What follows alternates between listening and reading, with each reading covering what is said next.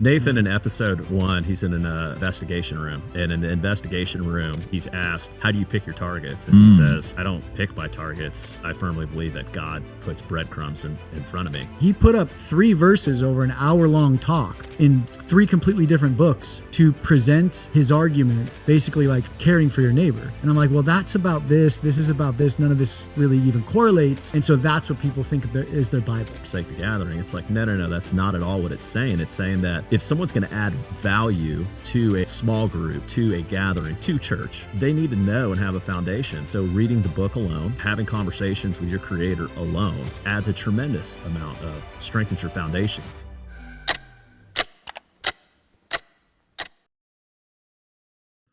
All right, guys, we got Nathan and Chris back on the show, The Religion Business.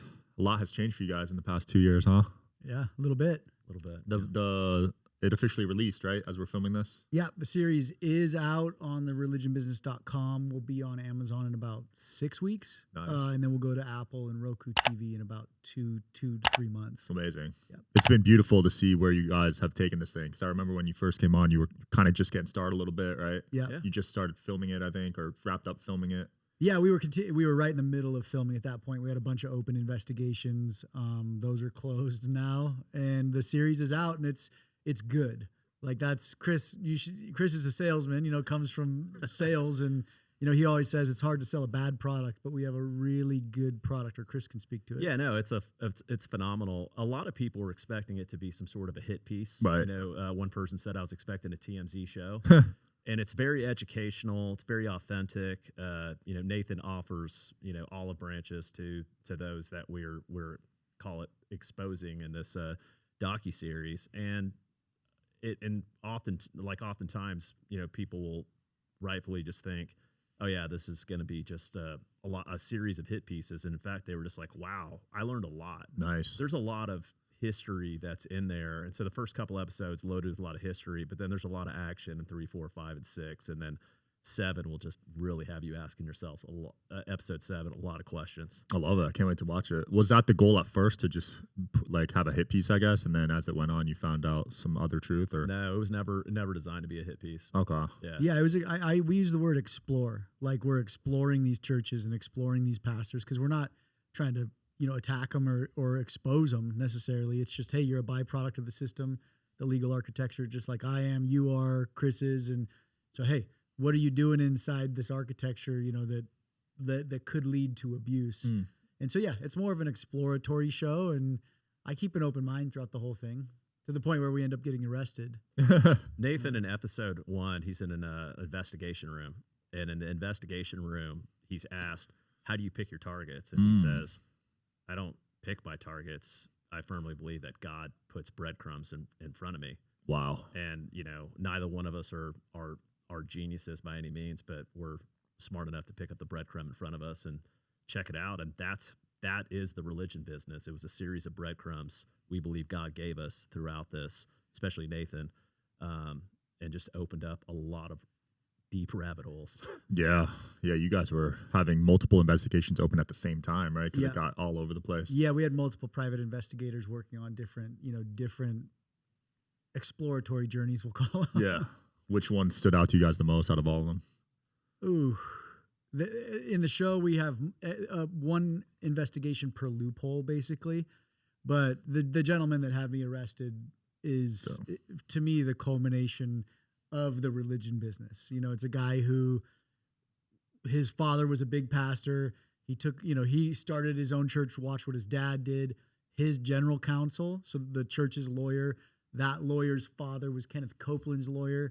So it's just a series of, dynasties basically that understand how to abuse or take advantage of the system. And then he was the one that I gave the most olive branches to. Like, I kept calling and kept sending DMs or kept messaging on their website. They just never responded. So I'm like, cease and desist, though. Cease and desist. But this guy, I'm like, these guys don't want to talk. And then the final olive branch was me saying, hey, I'm in town. And if you don't call me back, I'm going to show up on Sunday. Like, I let them know I was coming. And then instead of and all I said was, hey, just give me a phone number on who I could talk to in accounting. And instead of them just giving me a phone number, they doubled their security and they had me arrested. Wow. On site, like as On soon as you site. got there? Yeah, yeah. For trespassing? Trespassing, criminal trespassing. Yeah. Damn, criminal Yeah, trespassing. yeah. Yeah, Nathan had two signs. One said, "What is your housing allowance?" and the other one, "What is your salary?" Holy Which- crap. Think about those questions. What is your salary? Pretty standard. And what is your housing allowance? Because both of these are paid for by donors. And guess who's been donating to you for over 2 years? I have. So I just think, you're technically running a public institution that's for the public. So just like any for-profit, publicly traded company and every single secular nonprofit in the U.S., those salaries and that information is public knowledge. So why do you, pastor, have some weird exemption that no one else gets to play by the rules you play Right. by? This is the first time I'm hearing of housing allowance. Yeah. Salary makes sense to me, but so they're getting money for just housing too. Yeah, so it's a loophole in the code. So not to go down a rabbit hole in regards to parsonages, but basically you can take a tax-free allowance for your home. And in theory, it sounds pretty good, right? Hey, Chris, you're my pastor. Like, you don't make that much. You might only make $70,000 a year. We want to bless you and give you a $4,000 a month housing allowance to pay for your house. But that housing allowance has no cap. So what's to stop Chris from taking $1 million a month housing allowance? And so it's a way to offset your tax liabilities. So if you're a shrewd pastor and you got a good lawyer, they're going to say, hey, let's just give you a lot of money in this tax-free housing allowance. So that's what I was interested in, because this pastor owns about $15 million in real estate. Holy crap. So who's paying the mortgage? That's close to $200,000 a month in mortgage payments. Oh my gosh. Yeah. Yeah, and it's not just the house payments. The way it's written in their documents is that Nathan, you discussed in the show, is like HOA dues, staff for the housing, down payments on the home. It's line itemized on this document down to household cleaners and light bulbs. So these pastors pay for nothing in regard, like the church, the donor, the congregant covers all of this. That's insane. In this specific instance, Sean, the lawyer is also the CFO, who is also an ordained minister, who also allegedly collects a housing allowance as well, too. Whoa. A You lot of imagine conflicts that? there. Yeah. And that guy runs the purse strings to this tens of millions of dollars a year business with no external accountability. So I'd imagine a lot of people are going to be leaving the church after you guys expose this. We've gotten DMs already, and I fielded personal calls from people who said, hey, I was questioning things. And then ironically, after I was arrested, the pastor got up on stage and told everybody there was a psychopath here last week. And I had made calls and, done everything I could. And so ironically, they eat themselves, because this one individual was like, because he called you a psychopath, I wanted to watch your show. So I went and watched The Religion Business. And he's like, then all of a sudden I was hyper educated and I went back and asked specific questions, and they said, we don't have to tell you those answers. Wow. And so they left. And these are individuals that give millions to this church. Yeah. That's nuts. How many members are a part of that one? Ooh, I don't know their membership count. It's got to be north of it 50K, probably. 5 to 10,000. I was thinking hundreds. So we're talking thousands? Yeah, it's probably 5 to 10,000 active. Holy crap. I didn't know these got that big. He's got multiple campuses as well, Yeah. too. Oh my gosh. Yeah, he just built a private garage attached to the church for his bulletproof Range Rovers. Yeah. I can't believe they get into the thousands like that at one physical church. One physical church, yeah. Oh my god. It's like a Disneyland, basically. You How can walk they in fit? and there's this big auditorium with escalators in some of them and coffee shops. And, this pastor in particular sells his own clothing line that he designs, and Yeah. it's just it's a free for all, basically. So Chris, do you think there should be caps on member counts at these mega churches? No, I don't think so. It goes more into the lines of I think that they should be transparent. Right. And there's a real power shift that needs to happen. The power lies in the leadership of a church, and the board is obviously the pastor typically picks the board, and oftentimes it's family members or your CFO / lawyer / ordained minister. Mm-hmm. And when that happens, all the power, I don't have to tell you anything. And so the power has to go back into the donor's hands. So I don't think there should be a cap. I just think there needs to be some transparency there. I wonder if that shift is possible at the current state of things. Ooh, that's a great question. I think it is. If the religion business can be seen by, let's call it like a mass amount of people, there will be a tipping point. We've already seen it where people are going into their churches and asking 8 to 10 questions, which is what we wanted them to do, and leadership's not answering those. So if leadership doesn't answer, people aren't going to continue to give. Right. And if we know one thing, when you stop a money train or divert a money train, leadership pivots because they follow, they're going to follow their own money. And so if they see their coffers bleeding, they're going to adjust. Hopefully some organizations will fold because of it and others will spring up. And that's our goal, is to have the transparent and accountable churches and nonprofits actually grow. And then the shady ones and the people inuring themselves and taking advantage of the system, they can disappear. Right. You guys have probably spoken to hundreds of churches at this point. What percentage of them would you say are not transparent right now? Wow, that's a great question. The first thing is they all play by these same rules, and we do highlight several organizations in the nonprofit sector in the docuseries that are doing some absolutely amazing work. The unfortunate side of things is Nathan and I reached out to 800 pastors. Wow. We initially got no responses. Not one response. Not on that 800 one. I don't believe they went to spam. People ended up reaching out eventually. Yeah. So eventually they did. And Nathan, we had lined up several megachurch pastors, and it was always right before we were about to go on, they were said no. And Nathan could tell a story to this. He actually spoke with one of the largest churches leaders in the United States, and you got a nice phone call afterwards. Yeah, he watched the religion business, and he called me, and he's like, I wanted to hate you so bad. And he's like, but I binge watched the whole show. And he's like, I love you. He's like, every question you're asking is very reasonable. And this is the kicker. He goes, if a pastor doesn't want to answer those questions, there's a problem. And this is coming from one of the biggest well-known pastors in the U.S. Respect. So yeah, it was awesome. It was very reassuring to know. I think we approached this as candidly as possible and as aggressive as I could without just looking like a goon, right? Because we wanted to do it properly. We wanted to vet things. We wanted to make sure the data added up. We wanted to give people opportunities and olive branches to come to the table and be like, hey, let's talk. And so I think that all comes out. You feel that in the show. Yeah. That we're not there just to destroy. We're there to explore. And it's very telling when everybody just turns their tail and runs instead of says, hey, let's talk. Agreed. Yeah. But you actually in the filming stages, you met with a large megachurch pastor, and then shortly thereafter you got a letter or a phone call. Yeah. It was an awesome megachurch in the Chicago area, and I flew out. The head pastor was super stoked to talk, and we walked the whole property, saw what they were doing for the community, and I'm like, this is awesome. And we went into the sanctuary, the big auditorium, which probably seats 5,000 to 7,000 people. It's huge. And I'm like, man, how important is accountability, for religious organizations? And we had a great talk. And literally my camera operator and I get in the car, and as we're driving, I get a call. And their lawyer says, hey, you can't use any of what you just shot because he's not the right person to speak on accountability inside the organization. And I was like, okay, who can I talk with? And they're like, we'll get back to you. And Never got back. So they didn't like his answers. No. Yeah. And his answers were on point. Like, we should be the church should be the beacon of accountability. It should be the front runner of truth. It's not rocket science. So after researching everything, do you guys believe religious institutions are an actual business? 100%. Yes. Money in, money out.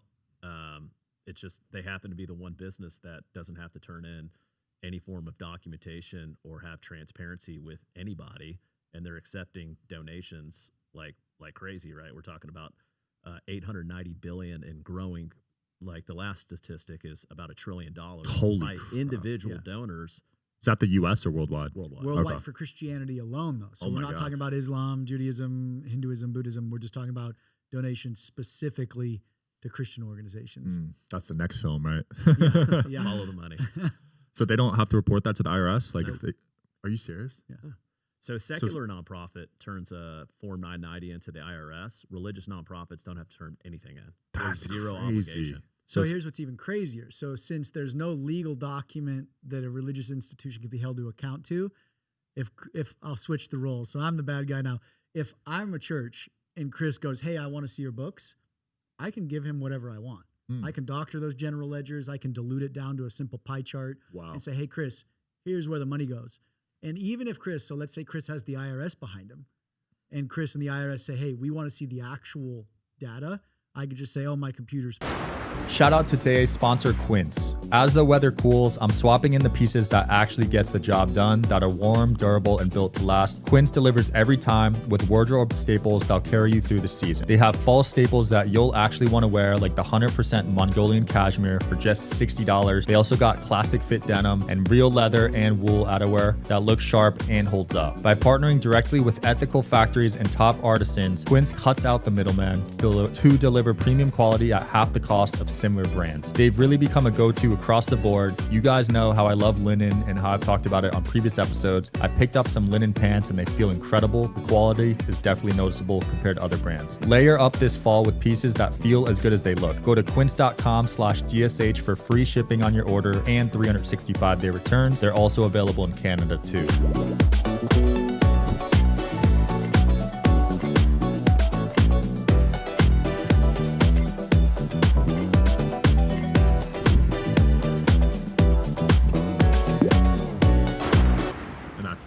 That's sufficient. There is no document that's sitting with the IRS or the state that I have to be held to account to. Holy crap. So it is a literal free-for-all. And we've talked with like ex-mafiosos, and they're like, today I would rather start a church or a religious institution than join the mafia, because it's the perfect shell game to just run abuse. That is fascinating. Yeah, because you never see the IRS hit a church with a penalty or something, right? Very rare.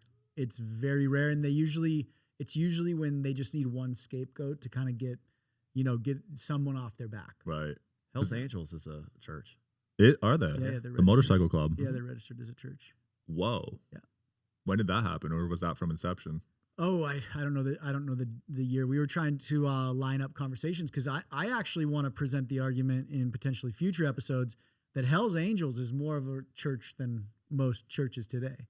In what sense, I guess? In regards to that they believe in their creed wholeheartedly, and this is what the IRS defines as a church, and this is why the Hells Angels can be a church. They will die for their creed. They believe in their creed. There's a brotherhood. They hold church services. They have hierarchy and leadership. And then if I look at a non-denominational megachurch, it's a monarchy with one person at the top that has all the power. Nobody in that building will probably die for their creed the way a Hells Angels would. And it's more of a cultural event, almost like a concert or a performance, than authentic gathering where we're backed by a creed that we firmly believe in.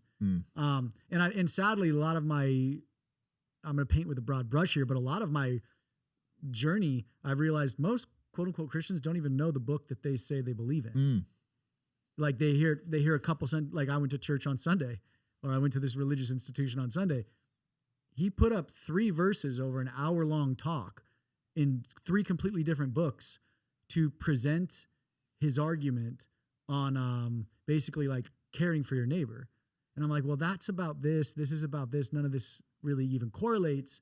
And so that's what people think of is their Bible. Wow. And I'm like, so my favorite I used to always ask people, what's a church? And now my favorite one is, have you read the Bible? Like cover to cover.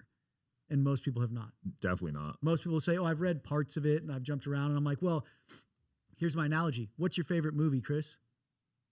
For love of the game. For love of the game. So if you just jump to the end and watch 30 seconds, then jump to the middle and watch 30 seconds, and jump to the beginning and watch 30 seconds, now you know for the love of the game, right? Yes. No, not at all. And that's the problem, is that like very few people know the book. And so that's what irks me and hurts me most is through this journey now, is I'm like, most quote unquote Christians don't even know the book that they hold and swear by. So do you think you have to read it in order to fully understand it, the Bible? It's a story, and so I would say, yeah, if you haven't read it cover to cover, you don't fully understand the scale and magnitude of this story of humanity and the story of a creator and then Christ. You might be able to get like little excerpts here and there, but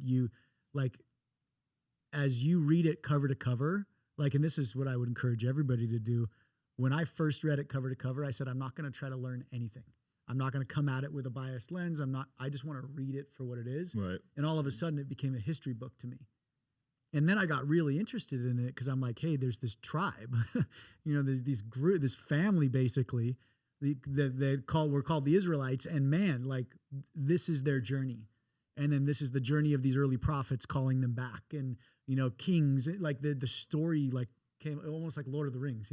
It came alive to me because I wasn't trying to put my preconceived bias that I'm used to onto the book. I just wanted to read the book for what it was.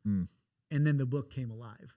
And that's what was so cool to me is as soon as I finished that first pass, I was like, man, this book is way different than what I was taught. And it's way deeper and way more personal. And then I did it again and again and again. And so that's what hurts me most is most self-professed Christians have never even read the book. Sean, it's interesting. There was a large megachurch, I believe it was Willow Creek, that hired, I believe you had mentioned Stanford. Stanford, yeah. To do this study on how members can increase their faith. And everyone would have thought like the answers would be different, but the top two that came back were read your Bibles alone and pray alone to God. Wow. And then when you think about it, that makes sense because people will give you the argument, oh, well, you can't forsake the gathering. It's like, no, that's not at all what it's saying. It's saying that if someone's going to add value to a small group, to a gathering, to church, they need to know and have a foundation. So reading the book alone, having conversations with your creator alone adds a tremendous amount of strengthens your foundation to add value to a group. But those are the top two. So we're like constantly encouraging people, read your Bible alone, pray alone, and then when you go into a gathering setting, you're going to add value. I love that. And you're not going to be fooled. And an interesting story, last week, a kind lady reached out to Nathan and I, and she was trying to get her friend to watch The Religion Business. And her friend finally agreed to watch it. Well, her friend's sitting in a mega church in Atlanta, Georgia, and this pastor stands up there. He's raising $10 million for a building. Jeez. All right. And the thing is these buildings don't necessarily cost $10 million. They probably cost $3, $5, and no one knows what happens with the rest of the money. Wow. But the scripture that this gentleman was using to manipulate people with is Jesus told you to sell all your belongings and to give to the church. That's not what Jesus said. Jesus said to give it to the poor. And so they'll manipulate the words a little bit. This person got up and walked out because they're aware of some of these games that they play. Did you guys see that viral video of the guy locked the doors? Yeah, we did a post. Like, Marvin, you got to donate until we hit this number before you can leave. Out of this church until you. Yeah, I don't know how he's doing with his fundraising now. That's crazy to me. Yeah, I can't believe that. Well, there's even what we're seeing now is you have this idea of the tithe, which it translates to 10%, which we can talk about that if you want, but certain pastors will preach tithing. They'll say, hey, we believe that you need to give 10% of your income to this church. Yeah. And whether you believe that's right or wrong, now what they're doing, though, is they're getting so aggressive. They're saying, hey, give us your tithe, but then we want you to give above and beyond your tithe for this project. And people are buying it hook, line, and sinker. They're like, okay, here's my 10%, and I can give you another 5%. Holy crap. None of that is in the Bible. This is all just a scam, a literal scam. But these Christians, since they don't know their Bible, sit there and nod. And the pastor who had me arrested is raising $30 million right now. And that's what he says, verbatim. Give above and beyond your tithe. That's nuts. Talk about a business model, like a perfect business model, man. Do you guys think it should just be whatever you're comfortable with? Like 100%. It's well, if you're a Christ follower, if you believe in Christ, Jesus Christ of Nazareth, if you believe his teachings, he says to give out of love and don't let your right hand know what your left hand's doing. And then he gave in Matthew 25 very specific people to help: the naked, the hungry, the thirsty, the imprisoned, the sick, basically the marginalized in society. He said, if you want to help people, and this is the kicker, what you do to them, you do to me. And what you don't do to them, you don't do to me. So Christ told us verbatim who to help. We ain't doing that. not at all. That's crazy. And he also, Nathan and I also like to mention too, like the institution God, that Jesus said to give to was give unto Caesar what's due to Caesar, and give to God what's due to God. And then you have Jesus telling you very specifically that if you help these people, you're doing it for me. So that's very, very clear. And the sad part is these social issues, let's call them, right, that Nathan's referring to, that, the poor, the sick, the marginalized, they're not like $1 trillion gets donated to this institution every single year, and we have these problems still. In the United States, there's 400,000 churches. And there's a little under 800,000 people that are homeless. So each church could take on 2 and solve the problem. And then you have orphans or people in the foster care system. They could take 1 on each and solve this. Like, what are we doing? And then when you take a step back and look, you see private jets, you see mansions, you see lights and stages and production. But the ones who Christ called us to help aren't getting help. And, if Christ walked in today, he'd be with whips flipping tables over. Yeah, I agree. I think if they wanted it to actually be fixed, and same with politics, I think it would have been fixed. But you see all the money that gets donated to these homeless causes, and then it goes nowhere. Well, because, Chris says it super eloquently.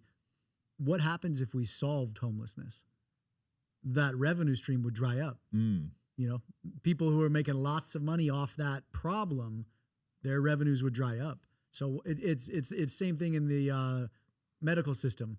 You don't want to cure a patient. Right. You want them just sick enough to be on your meds for their whole life. And that's a systemic problem in government, in religion, almost in every legacy, industry. Is we need that revenues coming in. Yeah. That's a good point. Yeah, you see that in a lot of the top industries. Yeah. And if the religious institutions are supposed to be, let's call it the beacon of light, the city on the hill, and this is the bar they're setting right now. I mean, of course, pharma and politicians, and they're all going to be dark spaces. Yeah. What do you guys think of this intersection right now with politics and religion, especially the Christianity on the right conservative movement? It's in the show. I talk about this, and we're working on some stuff that goes deeper into this. But I coined it the death rattle in the show. And if you ever, I'm a big bow hunter, and when I put down an animal, you see the animal about to die, and it starts to shake. Its muscles are shaking. If you've ever held your grandma or grandpa or someone close to you when they're passing, it's like they start shaking. And there's 2 times in history since Christ where the religious institution, the majority religious institution, has gone through a reformation. And right before it is a death rattle.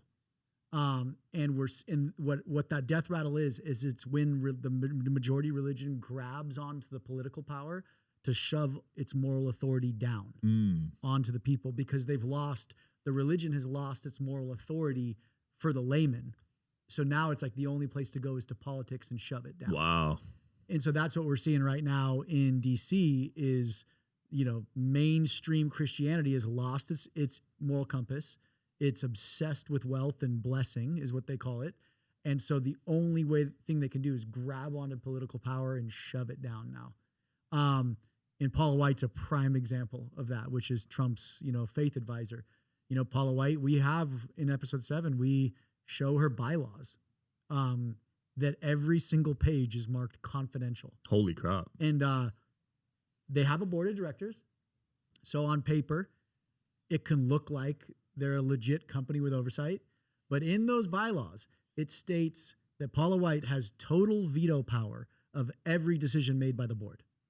She can fire a board member at any time. Wow. She is known as the pastor president. She can never be fired, ever, from the corporation. It's in the bylaws. It says the pastor president shall never be removed. The only time she can get removed is if she resigns or dies. And then guess what? Guess who takes over? In the bylaws, her son takes over her church. There's not a vote to say, hey, who would shepherd and steward this church the best? Who's the most moral and, Christ-like? Nope. It's a dynasty passed down from generation to generation. And this woman is whispering into the president of the United States' ear. So a woman, and then the crazier part is she goes, you find Christ, this is in the bylaws, through me. So she is the middleman to Jesus. That's nuts. Yeah. That is nuts. I can't believe that. Yeah. Well, that's why it was marked confidential. Yeah, that makes sense. Yeah, well, Trump's getting a lot of heat for it right now with the pro-Israel stuff. Yeah. I think there was some new law passed recently. I didn't look into it, but people are not happy. I think the law is, and I heard that it's walked back, is that if you boycott Israeli companies, your state will not receive any federal disaster relief. Wow. Which, like, how is that America first? I don't Not at all. Yeah, not at all. And what does boycott even mean? I feel like that's kind of subjective too. They could kind of just paint you as an enemy if you tweet something or whatever. Yeah, and I mean, there's a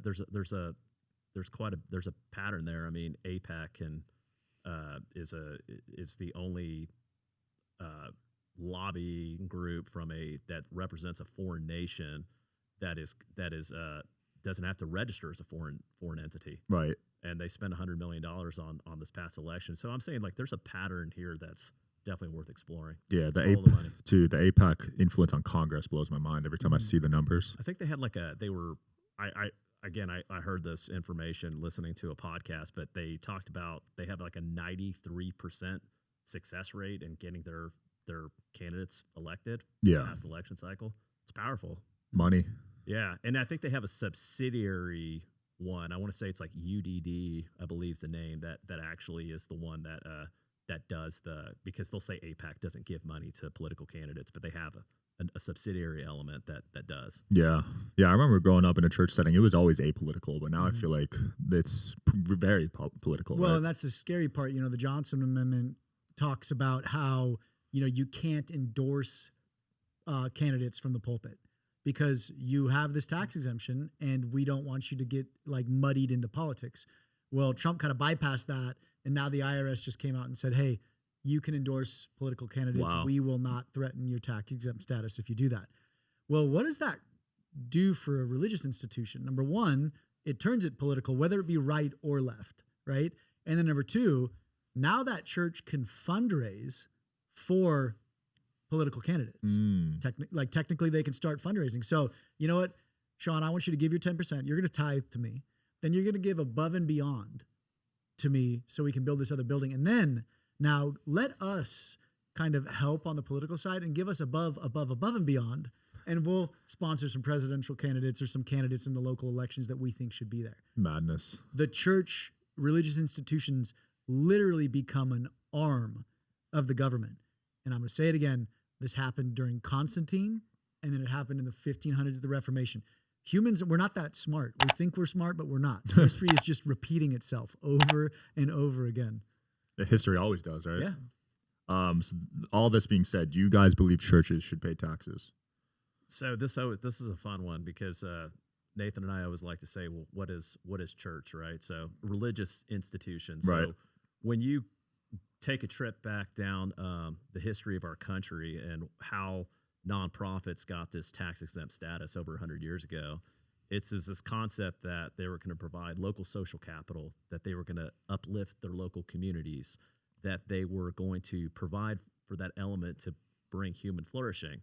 And like the short answer to that is if they're not doing those things and they're not transparent with their financials and they're not making that impact, then they shouldn't be in some tax exempt status. They're completely taking advantage of that, inuring them for themselves, right, that of which they are telling their congregation to donate to them. So in those situations, absolutely. So you think they should pay? In that example that I gave you, 100%. Right. You agree with that?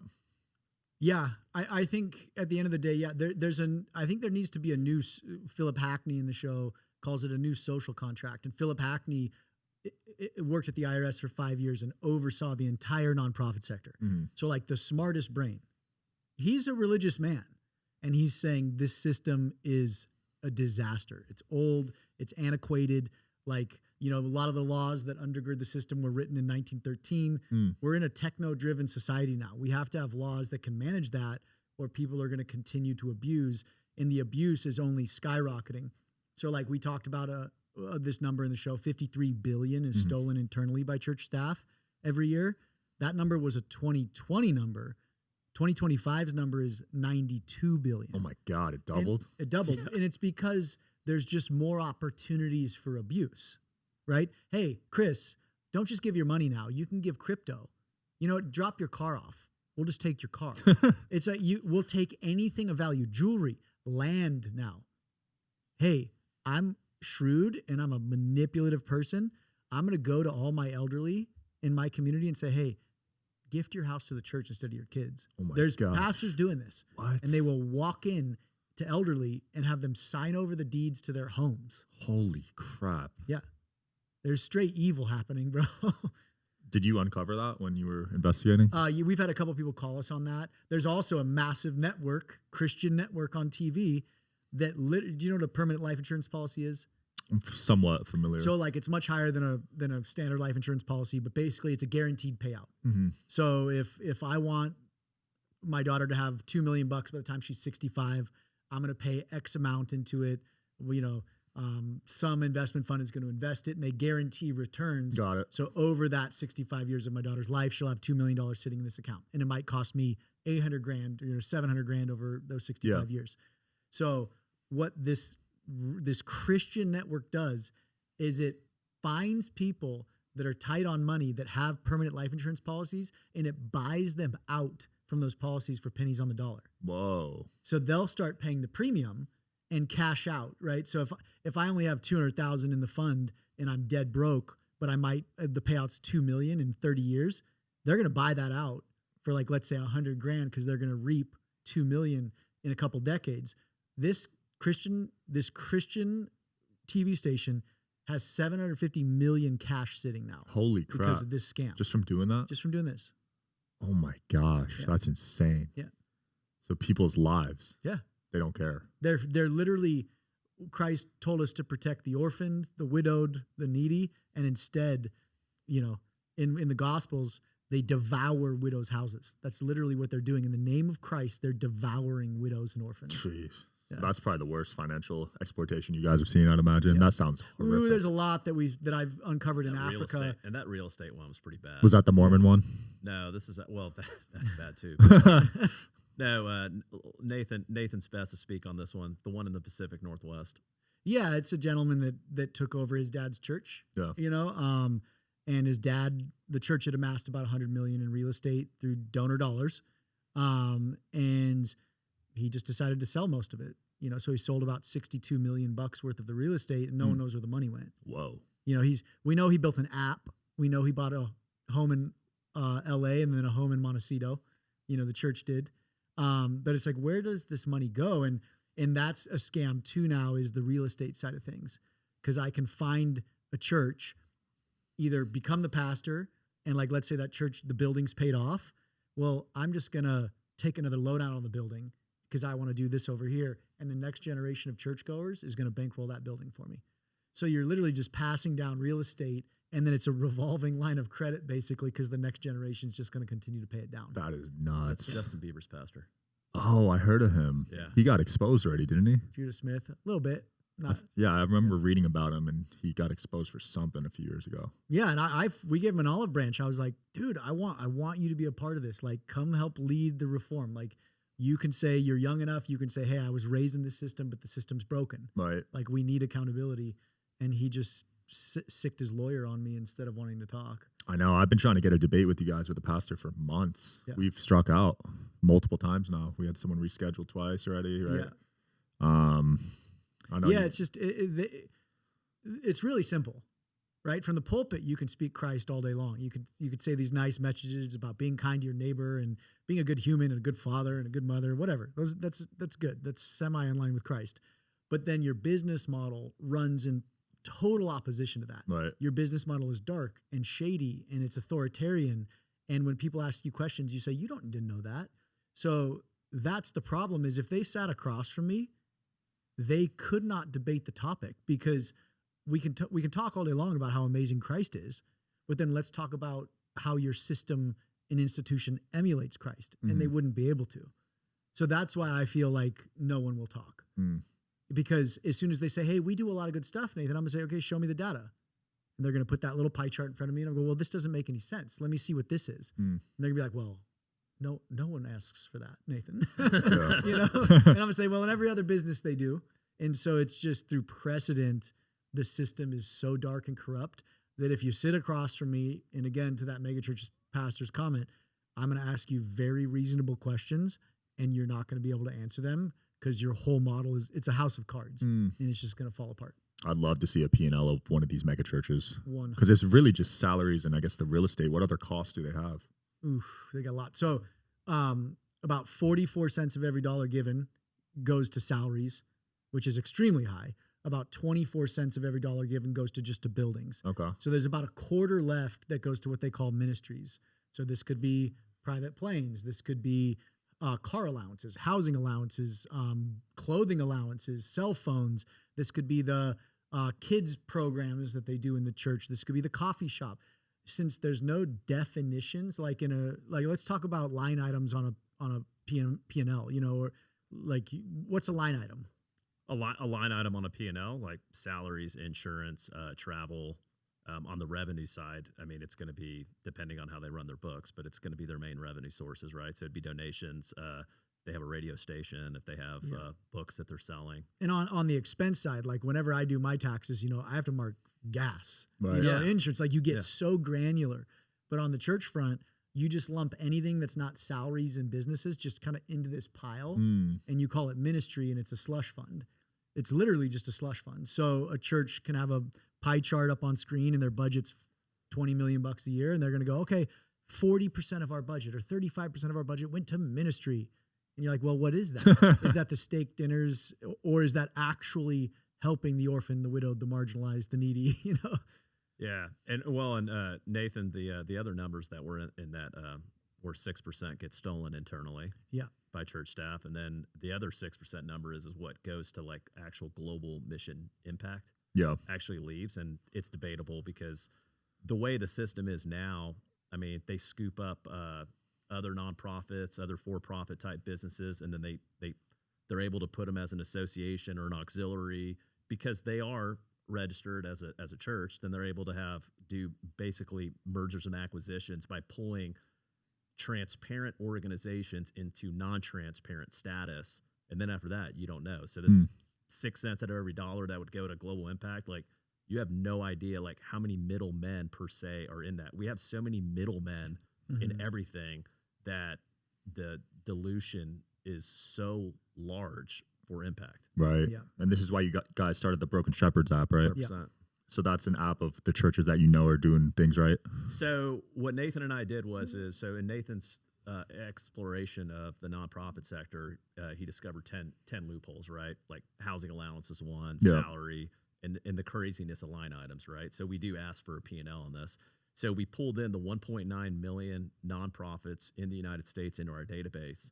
We need churches and secular nonprofits. They would go in and claim them, and then they would be the ones that provide pertinent financial data and ask certain questions and answer those. And then we're not here to be the arbiter of what a pastor should make or not make. So let's say a pastor makes $1 million a year. If they put $1 million a year, they get the same amount of what we call the light rating. It's a 0 to 10 scale. They get the same amount of points from our system, whether it's $1 million or 10,000 or nothing. Yeah. Just it's being open and transparent to give the donor the power to make the decision. And so we asked those questions. Now, so far we've had one church. That's it. One. Now, for those listening though, you can go into your religious organization until they claim it and provide their data.